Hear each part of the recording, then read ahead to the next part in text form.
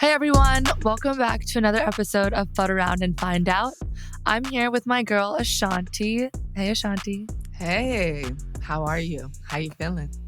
I'm great. How are you feeling? I'm good. Very festive. As you know, the holidays are here. And so I'm feeling really good. Christmas is my favorite holiday. And yeah, it's the best time. That's why we're in these bright colors representing. I agree. Look at us. Look at us.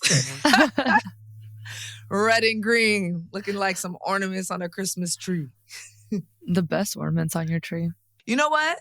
Let's talk about the fact that you have been off of school and it's just been straight basketball. What's that been like?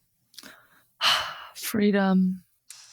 It's been really nice, actually, to not have to worry about school and just, go home after practice and get to hang out with everyone. We've been having some really good movie nights.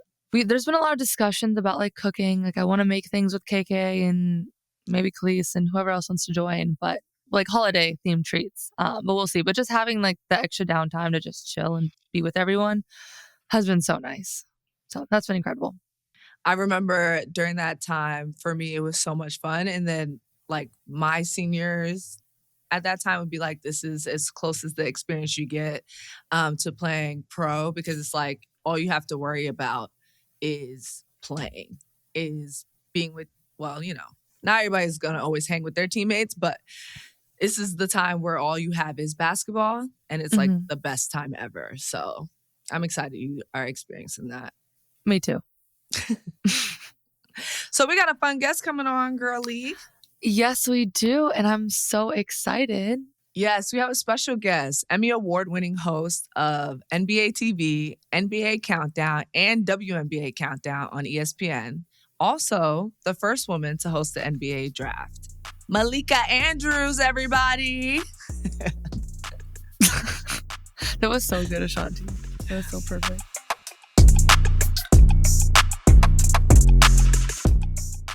Joining us on the pod today, we have Malika Andrews. Hi, thank you for being here. Good morning. I'm so happy to be here. I'm so excited to chat with you all. It's the best way to start my day. Aww. Well, it's a pleasure to have you. Thank you, Ashanti. I'm excited. I'm a fan of the podcast, and so I'm like a little bit nervous. So I'm excited. I usually do the opposite, right? So this is a little bit of a turning things around for me. We're turning the tables. Okay, well, let's get started. Our first little section, for me, I'm a book lover, so I want to get to know, I know that you're also a book lover, about your love of books. I read that in 2024, you had a goal to read 50 books in the year. Yes. Did you have a goal for 2025? To just keep reading in 2025. I think 2024, I had sort of delusional ambition with our schedules and the way that things go of reading 50 books. And I wanted to be turning the pages of 50 books. I have since ventured into the audiobook space and I found it much easier to tackle 50 books a year. But for me, I was always not good at math and I always loved English, right? So I was skipping math class, don't tell my mom, and English was always what I looked forward to, right? And when I went to college and I was looking at what I wanted to do, one of the criterias was maybe not so many math classes. That was important to me. Just because I don't like things that I'm not good at, and reading is sort of always something I've devoured, and stories is always something I'm looking forward to. So anything historical fiction, anything with a female protagonist that has sort of a maybe secret, dark, complicated past that she's looking to hide, and we are guessing through the middle, and then there's some twists that's coming. Like, sign me up. I'm in for all of those sorts of books. That's it for me. Okay, I feel like I'm going to need some book recs because I think I'd be into this. So absolutely. Have you read, and I just recommended this, so Shanae started a book group, and I take it as like a personal, my colleague Shanae Gumake, and I take it as a personal challenge I recommended the first book of the book group I'm not in the book group, by the way. I just was recommending the book to the book group. And Nneka, her sister, has an incredibly high bar for books, right? And so she and I had been texting. I was doing some recon on what Nneka liked. And my favorite book, I wasn't sure if it was going to be exactly up Nneka's alley, but it's my favorite book. And so I decided to take a swing on it. Have you read The Women? Not Little Women, but The Women. Is that It's by by Kristen. no, it's Kristen on my Hanna. list. I read It's my The favorite book. Nightingale. That's her by her, right? Fantastic. Yeah. Did you love it? Okay, I loved that book. Like loved but sobbed like most of the book. Yes. But that is Yeah. that's my favorite, one of the best books I've ever read. So So that's The on my Women, list, but I was like, I need some space between reading these two books because if it's anything like The Nightingale, my heart and that's soul can't fair. take this. The Women will, it's a beautiful, complicated portrait of women in the Vietnam War, rather, and how women were sort of the idea of that women didn't serve in Vietnam, which they did. But it's such a good book. It's such a beautiful book. I didn't cry quite as much as I cried in The Nightingale. But The Okay. Nightingale is definitely up there. But you should please read Women. It's one of my absolute favorite books. I reread it outside of the book club while the book club was going on. And by the way, Nneka, who is the queen of, she loves a good book, but she will tell you when it's not. She liked it. So I would say 10 out of 10, you have to read it. But how do you're on the road and you're in bus. Can you read on a bus? Where do you get most of your reading done, Azzi? Yeah, I can read. That's a skill that I learned from going to and from AAU tournaments. I can read, do homework, do whatever I need in bus, car, plane, train, any moving a boat, any moving. No, I'm good. My bucket list, I really want to go, which I knew someone who went to Antarctica in the last couple of years, and now I think that would be the coolest trip to go to Antarctica, but you have to be on a boat the entire time. And I'm a little bit worried because there's nowhere, it's all ice that is morphing and shifting as the planet warms. And so there's nowhere to stay, right? You stay on a boat. And I'm a little bit worried about the constant, not that I get seasick, but I can't read in the car. That's no good for me. I'm a podcast girl in the car, but that's where the audiobook comes in. Are you a big reader like us, Ashanti? Or are you just like tearing through books? I'm not tearing through books, but when I was coming out, we will. Okay. I do enjoy reading, but I definitely have not been on my reading game. So I'm really excited to hear about this. And I know a lot of our listeners are readers, so we definitely need a top 3 recommendation. So, what's interesting, and I'll give you, The Women is definitely up there. The Nightingale is a fantastic book. And I have a different book for different things that you want to read. So the only one left I read recently, I'm not sure it's a top 3 book of all time, but it's a top page turner of just wanting to get through and know what happens and the twists and turns. And did she do it? No, she didn't. She's misunderstood. House on a cliff. Someone was killed. You want to know who did it. A young caretaker comes and learns sort of the true story. That's fantastic. The Women is absolutely incredible. It's probably my favorite book right now. I have a list. I keep them on my phone because people ask me this, like when they're looking for book recommendations. Favorite books. Because for different people, it's different things. So for me, though, I started reading that 50 books quest for me was because I felt like I was spending too much time online, too much time scrolling, too much time comparing myself. And I just wanted to immerse myself in characters and stories and people and ideas outside of my own head. And I found that was a mental reset button for me when I wanted to just go down the rabbit hole. And there's parts of that are required, I think, for the job of knowing what's happening, of reading, Katie's fantastic profile that she did on you recently, Azzi, that sort of thing. I think that's important to be on my phone and to be online and to know what's going on and see what's happening in the zeitgeist. But I found that became an excuse to keep going to places that didn't make me feel my best. And so my quest to read 50 books was also to get my screen time down. Because, on Sundays when it says your screen time every week is 8 hours and 44 minutes. And I was thinking to myself, geez, is there not something else that I could be doing and learning and expanding in 8 hours and 44 minutes? And so that's where the quest of 50 books came out of, is wanting to find something a little bit richer and a little bit fuller and a little bit more interesting to make myself a little bit mentally tougher. So that's where that came from. And then that's kind of how that distilled down, at least for me. What are some other recs other than the women? All right. I think top 3 books, and I'm reading one right now that I might make the list, but we're not gonna give it to that yet. This is a very difficult question. This is like asking to pick children, but I think top 3 books that I've read recently in the last 5 years: Remarkably Bright Creatures, The Women, Giver of Stars. I think I'm going to give the last one. Midnight Library is an honorable mention.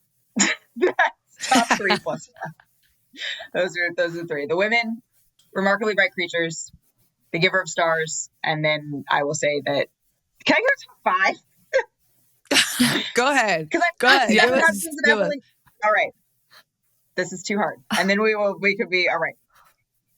Because I forgot The Women, Remarkably Bright Creatures, The 7 Husbands of Evelyn Hugo, then Giver of Stars, and then that's good. Top 4. That's my 4. Those are the best. Those are my favorite books. Listen, the listeners have been asking, so I'm glad you got it right here, hot from 2 heavy readers. Wait, Azzi, I got to get yours though. Okay, so mine definitely The Nightingale, 7 Husbands of Evelyn Hugo. I love that book. And then my third one, I'm not sure. I love like a good mystery.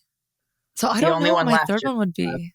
Well, we have 2, an author that overlaps and a book that overlaps in The 7 Husbands of Evelyn Hugo. And if you're a girly looking to get back into reading, 7 Husbands of Evelyn Hugo is the book that you got to start with. It's fantastic. Say less. I'm the girly. You are that girly. I am the girly. Got a little bit of everything. My top 3 is like Harry Potter of the Sorcerer's Stone. Fantastic. Thank you, Malika. Thank you. I'm actually, I think I'm more shocked that you even read that. Don't do me. I read all 7 books. Okay. Really 8. Okay. I'm impressed. The 7th book. That was a thick one. I might have. Okay. That's why it was really. That's why I was made into 2 movies. It was. There you go. 7 Husbands of Evelyn Hugo is next. You're gonna once you get that. It's got a little bit of the historical fiction. It's got a little bit of the spice that you want to read alone. It's got a little bit of everything. Well, I will definitely be following up with you both. Yeah. And everyone, I mean, I'm curious if people have book recommendations for me, I am all ears, especially good audiobooks. That's my new thing. Someone asked me if audiobooks count. They absolutely count. 100%. For sure. Okay, Malika, I have a question about your audiobooks. When you listen to an audiobook, do you then tell people that you read that book, or do you say I listened to it? I listened to that book on audio is what I say. I did read it because I think that for me, I listened to it on audio, but if there's some people that the only way they're able to consume a book, maybe they can't see, maybe they have a learning disability. And so I don't think it's not up to me to say that that's not reading. I think that absolutely is reading, but I listen to that on audiobook.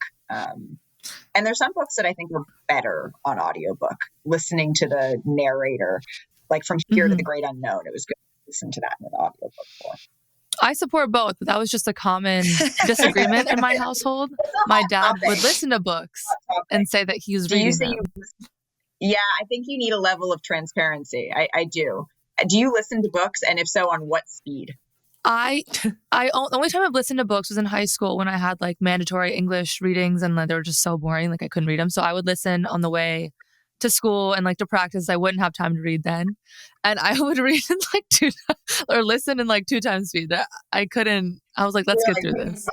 So I started as just like a 1-speed girly, and then I went up to 1.25, and then I went up to 1.35, and I think now I'm on like 1.75. Anything else sounds like you get into the Alvin and the Chipmunks, but the 1.75, I do think when I read books, I may consume them better. I think I'm more careful when I'm listening to an audiobook. Sometimes I realize I'm out for 5 minutes and I've lost the plot. Lost the plot. I've got to kind of circle back there. But I think it's when I can't read in the car. So I think that that's sort of the difference. And when I'm commuting to the show every day, I think that that's a good chunk of time to when I'm commuting to the studio to make sure I'm listening to. First, I have to get through the New York Times Daily or the New York Times headlines, then the New York Times Daily. Then I try to listen to something basketball. And then after I've gotten through all that, I'm like, okay, now I can get to my love. Now I can get to the audiobooks. And that's sort of that's the realm on the drive to work on my 35-minute commute. So we're trying to pack a lot in. You got to get that 1.75. Yeah. How do you remember all of that?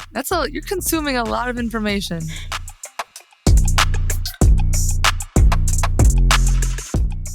Okay, so we have some fan questions that we're going to get into. I love it. The first one is, when did you know you wanted to start working in the sports industry? That's a good question. Probably not until college. I loved sports my whole life. My dad was a personal trainer. I played them. But I didn't know what form that looked like. I knew that I wasn't good enough at anything particular, and I'm too competitive to get into something that I'm not good at. So I didn't think that I was going to be a professional athlete. I didn't think that I was going to be a basketball player. And we talk about books and English and how much I loved all of that. That was always sort of a hobby for me. I didn't think that I could make a living doing it. And then when I got to college and my best friend worked for the school newspaper, I decided I wanted to try it and spend a little bit more time with her. And the only opening they had was in sports. And I thought to myself, wait a second, I think that I could blend these two things that I loved that I never really thought I saw intersecting. And I fell in love with it very, very quickly, my sophomore year of college. It's been a heck of a ride. And it's funny because I only ever wanted to be a writer. I really, really wanted to be a writer, and working at the New York Times was sort of my first dream job. And then Ramona Shelburne, the profiles that she wrote, the Taffy Ackner sort of celebrity profiles that she wrote, I thought that was sort of the lane I wanted to go into. Mark Spears working for The Undefeated at the time and doing these really rich profiles of Black athletes and what it means to be somebody who takes up space. And that's what I thought I wanted to do. And I felt good at it. Like I felt when I was writing and I could think about stories and take the time to go over every single word again and again and again. I thought that's what I wanted to do for the rest of my life. So I worked in newspapers to start my career. And then ESPN called and said, would you want to come work here as a writer? First, I was like, newspapers has been what I really wanted to do. But the newspaper industry is changing. And ESPN said, this is the offer we can make you. And I said, well, okay. And that's sort of where the pivot happened for me. It was a quality of life pivot. I think working in papers, it was hard, right? You're constantly downsizing, and there's news about the paper's layoffs and all of these things, and the media landscape changing. And that made me nervous as a 22-year-old who just wanted to have a job. And so that's sort of how I made that pivot into writing for a digital platform. And then eventually in the bubble in 2020, that morphed into more of a full-time television role. Wow. Do you still write? I know you said previously you used to journal all the time. I do journal, but I don't write professionally anymore. There was a story a couple of years ago that I did the TV interview for, and I really wanted to do a written piece to go along with it. And I couldn't find a way in that, we need this done in a week period to make it work. I will say, I love editing my sister. I love editing my husband, not just because I like to, infuse, but I love getting their drafts and working through it with them. So I do that, not because they need me to, but because they let me, because they know I enjoy it. And I kind of think that someday I'll go back to it. I think that someday, whether it's, I really want to work on a book with an athlete. That's a goal of mine. And so I do think eventually I'll go back to it. But right now, the daily, I have to make myself get back to journaling, which I try to do every day. But sometimes, girl, it's hard. That's real.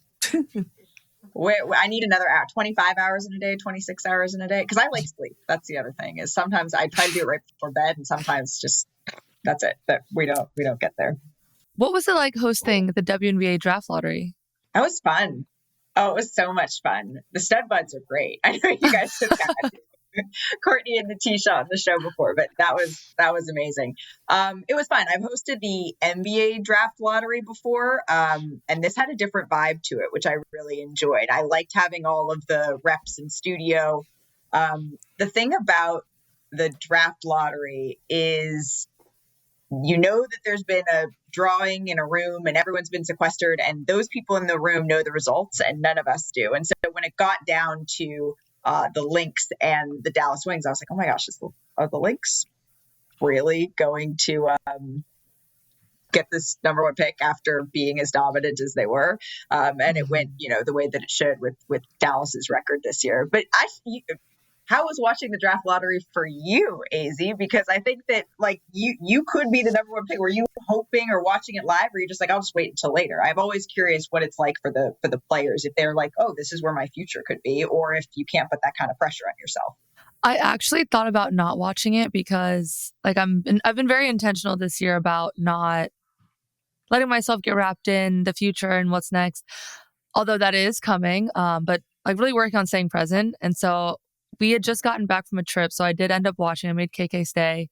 I was doing some recovery before I went home. We watched it together, and it was. It's weird watching, knowing that like that is my future. That hopefully, things go well, and hopefully, like one of those teams will draft me. But just knowing that is coming, and like a few months, really not that long. Like it was very insane to think. Is it kind of like, I imagine this is what it's like. I don't have children, but when you say, oh, you'll be happy if it's a boy or a girl, as long as the child's healthy, it doesn't matter. But in your mind, you're kind of like, I really want this, or hey, I really want that. Is it sort of like, I'll be happy no matter what? But there's a small part of me, I maybe you feel something you weren't necessarily expecting to feel when that comes up. That's actually funny. I feel like that's a really good comparison. But with that, like it's just the same. Like I don't have a say in where I get to go, and so I feel like no matter what team where I'm drafted, there's going to be pros and cons to each, and I'll make sure to find the pros in all of it. If it's Texas, you got some great barbecue. If it's Minnesota, you get some cute jackets, because it is. No, but it's in the summer. It's in the summer, so it won't be that cold. If you're spending any time outside of the season in Minnesota,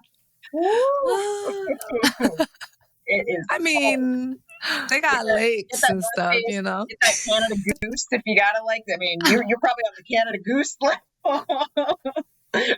My goodness. It was fun. I really enjoyed it, and I'm looking forward to doing more with the W, coming up in the future. Because women's basketball, it's fun. And I love all basketball, but there's a different, whenever I go to, when we took NBA Today to the WNBA finals for the first time ever this past year, there's just a different energy, a different frequency to it that I really enjoy being around. And, I do fun things with my stylist. Like we only wear female designers for the WNBA coverage that we do. And so there's just a different, there's sort of an appreciation for the style that's a little bit different. There's a fundamentals to the game that's a little bit different and cleaner. And, so I really enjoyed it. And I'm hoping, we didn't take NBA Today to the WNBA draft last year, just with the timing of everything. But I'm thinking in the future, that's something that we're going to need to do. Oh, absolutely. Yeah, absolutely. It's so Malika, we usually ask, some of the players who come on, what's their welcome to the league moment for them. So as a reporter, what's your welcome to the league moment? Oh, I've had a couple. You can't if you don't play you're not going to get dunked on and put on a poster if you don't play defense, right? So that's that's one way to put it. I'm going to view this glass half full. I think, probably the biggest one that I've learned from, and I've gone to Giannis and I've told him how much I learned from this in the past, was in what year was that? 2018, maybe 2019. It was my first year as a beat reporter. I'd written about right after the Bucks lost in the conference finals to the Toronto Raptors. I'd written that Giannis was evaluating his future and it may lie outside of Milwaukee. Now, this seems like, in the face of the news in the last couple of weeks, this seems like old news. But at the time, that hadn't really been written. And I wrote that, and I'd asked my editors if we could wait at the time, they really like to publish things like at the buzzer, because that's when it's going to get the most eyeballs. And I felt like that was a little bit sensitive maybe to run at the buzzer, but I was a first year reporter. I wasn't going to push back that hard. And so they ran it at the buzzer. And I knew in the press conference afterwards that I wanted to make sure that I asked Giannis a question, because in that time, the locker room wasn't really open. They were trying to make sure that, in the face of losing, it's not exactly the time that you want to chat with everybody. And so I knew I wanted to ask him a question because I wanted to make sure that he saw that I was there, so that if he was upset, he could let me know, because I think that that's the right thing to do. I got the last question, and those press conferences are on camera. So they turned the camera to me, and I asked some innocuous question because I literally was just trying to show up and just say, hey, I'm here. And I know that this thing just ran and you're probably not very happy with me. But I asked him something about, I don't remember. They'd said some things about the run and what the experience maybe doesn't matter. And does it matter now that you're looking at, and I'm asked him the question, and Giannis gets up and he walks out of the room. And Chris Middleton, it became a meme, and he's like, what just happened? And I felt so terrible. And, of course that goes everywhere. And, but people filling in the gaps of how he feels about, and we've talked about it since, and I've told him what I would have done differently. And he's told me what he would have done differently. We were both, I was 22, he was 22. We were both just kind of trying to figure it out and figure out our jobs. But at the time it was like everywhere, viral, all the things. I'm like, Giannis walked out, blah, blah, blah. And I definitely, he reached out to me later that night, actually, and told me, and he apologized. And I said like I said, I would have done differently. But at the time, getting walked out on in a press conference, I was like, oh my gosh. So yeah, that was probably my first welcome to the league moment. Wow. Have you ever walked out on No. Definitely a welcome. Wow. Yeah. Yeah. So if you want to look that up after, I'm definitely going to. I'm definitely I'm definitely and going at the to. time it felt like, the walls are kind of closing in on you. I went to the bathroom and had to gather myself a little bit because I felt pretty bad. And again, it's a good, you get dunked on so you can learn how to, be in better position and rotate better. Right. And so that's what I did.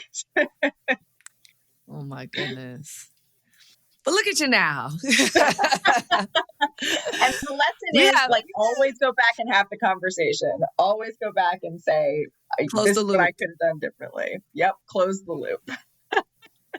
Malika, who is your starting five for current women's college players? And it doesn't have to be the best players, just your favorites. Oh, that's a great, that are currently, And it doesn't have to be me. I won't be offended. No, I was going to say Azzi. I'll put you in there. I was going to say, I'd be offended for her. Can I put Juju in there, even if Juju isn't playing right now? Because I think that when she is playing, it's one of those things where I can't wait for her to come back, and living in Los Angeles and going to those games is absolutely electric. I'm going to say Lauren Betts, amazing, incredible. I am going to say that's three, or that's 3. Yeah, that's 3. 4. I'm going to say Audie. Audie Crooks, yeah. we covered her on the show the other day, and her story was, I mean, with her father, and just absolutely incredible. And by the way, like, you don't want to get her on the post. Amazing. And then, you know what? We're gonna go with KK. We're gonna show KK some love. Yeah. I love that. Why not? That's a good vibe. The first time we met was with Azzi and I met. KK was there as well at the ESPYs. So we'll go with that. How's that? That's my starting vibe. I think we might have some redundancy, but we're gonna stack up some W's. Oh, for sure. That team might, I don't know, they got a little squad. Definitely scoring 100 plus points a game though. And no one's scoring. I mean, yeah, Azzi's gonna light him up, and then no one's scoring on our front court there. That's a fact. Lockdown.